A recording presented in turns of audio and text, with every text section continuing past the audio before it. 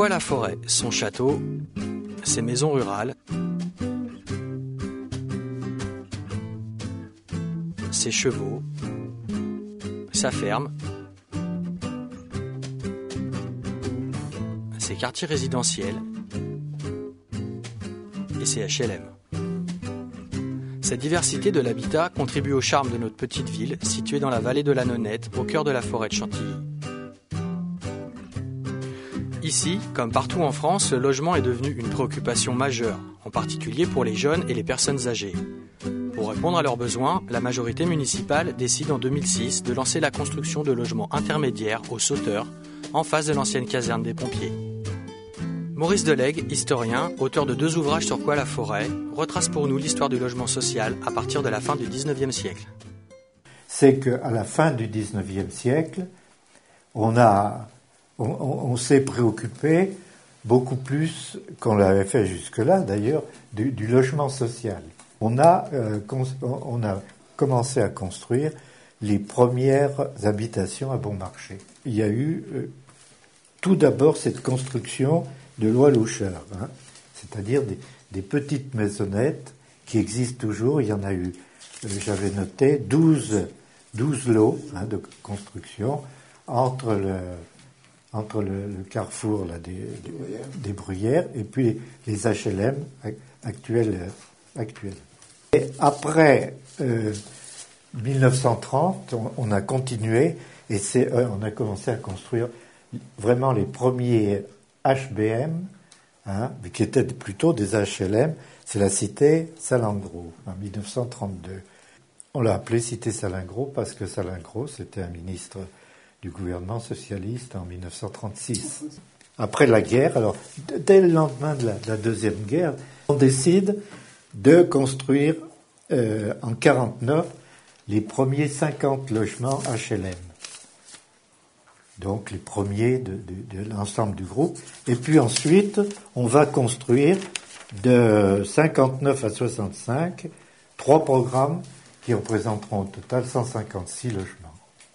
Alors voilà, en gros, on peut dire que à l'origine, les HLM, vers les années 60, là à peu près, représentaient 20% des constructions.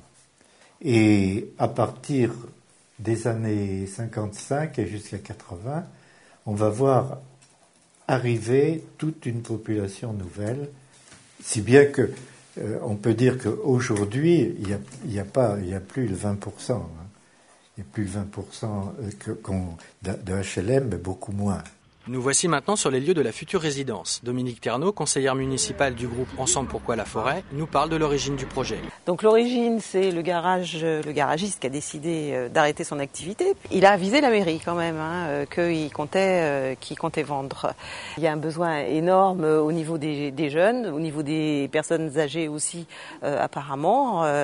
Donc ça, il y a un besoin qui existe. Je veux dire, tous les jeunes qui veulent quitter leurs parents ne trouvent absolument pas de logement dans leurs moyens. De toute façon, il n'y a pas de logement en locatif, il y a très peu de logements à Coye-la-Forêt.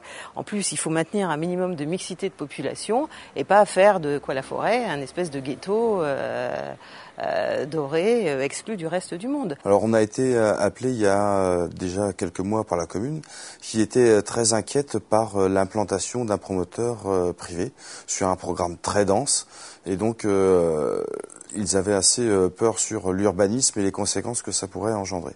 Donc on nous a appelés pour pouvoir négocier, être en concurrence en fin de compte vis-à-vis de ce promoteur privé, ce que l'on a fait avec le propriétaire du garage. Donc nous sommes rentrés en concurrence, nous avons négocié le terrain et nous avons travaillé le projet avec la commune. Donc ce projet a été abouti, il a fallu que l'on dépose rapidement un permis de construire pour rester dans un planning qui avait été fixé avec le propriétaire. Et donc nous avons déposé ce permis de construire là. Avant, il y a eu quelques petites réunions de concertation avec l'équipe municipale en tous les cas. Ensuite est arrivé des demandes des voisins pour une concertation sur le projet. Il y a eu une réunion en mairie qui s'est très mal passée parce qu'il y avait 3 riverains absolument opposés en fait à l'existence de logements sociaux à proximité de chez eux. Alors le projet OAS Habitat à Aqua-la-Forêt est un projet de logement locatif aidé. Alors le logement locatif aidé, il y a différents financements. Celui-ci, c'est un financement dit intermédiaire.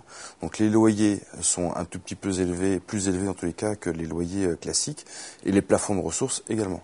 Donc là, le but de ce projet, c'est de toucher une autre population différente que celle qui est déjà dans les logements qui appartient aux habitats sur la commune.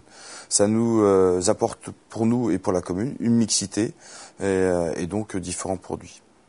Suite à la première réunion houleuse avec les riverains, ils ont modifié à nouveau, ils ont finalisé un peu la modification du projet.